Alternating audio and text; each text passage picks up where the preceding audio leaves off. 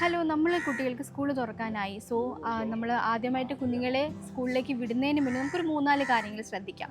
ഒന്ന്, കുഞ്ഞുങ്ങളുടെ time table നമ്മൾ കൃത്യമായിട്ട് തന്നെ ക്രമീകരിക്കണം എന്നുള്ളത്. അവരുടെ ഉറക്കം, അവരുടെ ഫുഡ് പാറ്റേൺസ് ഇതെല്ലാം നമ്മൾ ശീലിപ്പിച്ചെടുക്കുക വീട്ടിൽ നിന്ന് തന്നെ.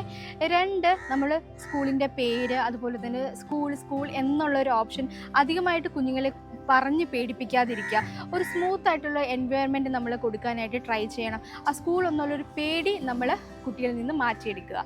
3, ആദ്യമായിട്ട് പ്ലേ സ്കൂളിൽ അതുപോലത്തെ കുഞ്ഞ് ക്ലാസ്സുകളിലൊക്കെ പോകുന്ന കുഞ്ഞുങ്ങളെ നമ്മൾ ആദ്യമേ തന്നെ രാവിലെ മുതൽ വൈകുന്നേരം വരെ നമ്മൾ വിടാണ്ടിരിക്കുക. ഒരു ഉച്ച വരെ ആ ഒരു ടൈം ടേബിൾ നമ്മൾ കീപ്പ് ചെയ്ത് പതുക്കെ ടൈം ഷെഡ്യൂൾ മാറ്റിക്കൊണ്ട് വരിക. അതുപോലെ തന്നെ ഒരു പ്രധാനപ്പെട്ട കാര്യമാണ് സ്ക്രീൻ ടൈം എന്ന് പറയുന്നത്. ഇപ്പോൾ ലീവായിരിക്കുന്ന സമയത്ത് കുഞ്ഞുങ്ങൾ മിക്കപ്പോഴും സ്ക്രീനിലായിരിക്കും. ഈ ഒരു സ്ക്രീൻ ടൈം നമ്മൾ കുറച്ച് കൊണ്ടുവരിക.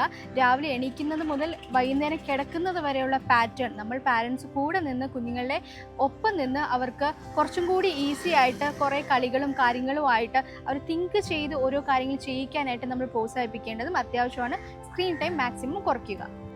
കുഞ്ഞുങ്ങൾക്കും നമുക്കും സ്ട്രെസ്ഫുൾ ആവാണ്ടിരിക്കാനായിട്ട് നമുക്ക് ഈ ഒരു 2 വീക്സ് കൂടെ ഉണ്ട്. അപ്പോൾ ഈ ഒരു 2 ആഴ്ച കൊണ്ട് തന്നെ നമുക്ക് കുഞ്ഞുങ്ങളുടെ പാറ്റേൺ നമുക്ക് മാറ്റിയെടുക്കാവുന്നതാണ്.